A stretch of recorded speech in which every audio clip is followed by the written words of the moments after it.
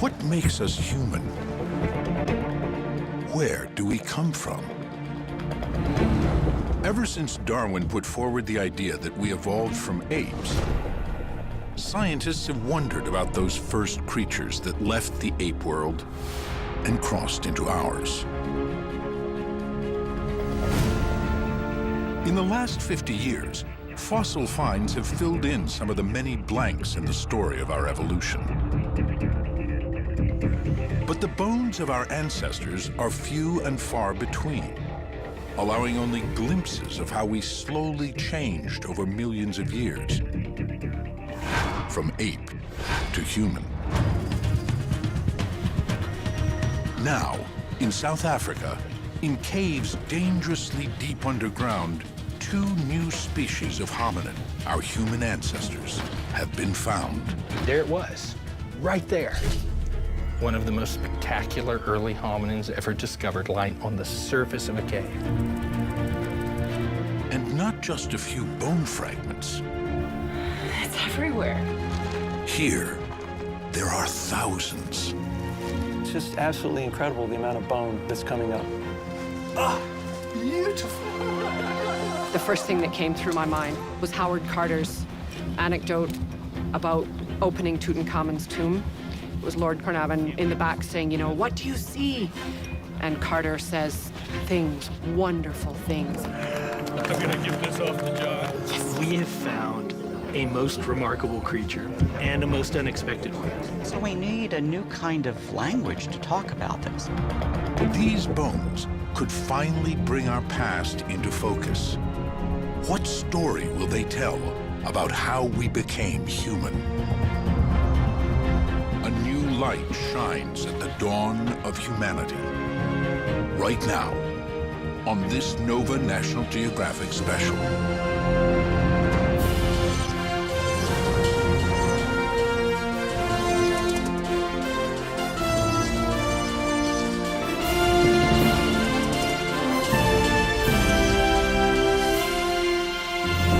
Major funding for NOVA is provided by the following. The David H. Koch Fund for Science, supporting NOVA and promoting public understanding of science.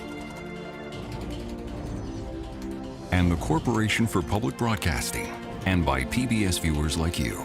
Thank you. And Millicent Bell, through the Millicent and Eugene Bell Foundation. Additional funding from Roger and Vicki Sant.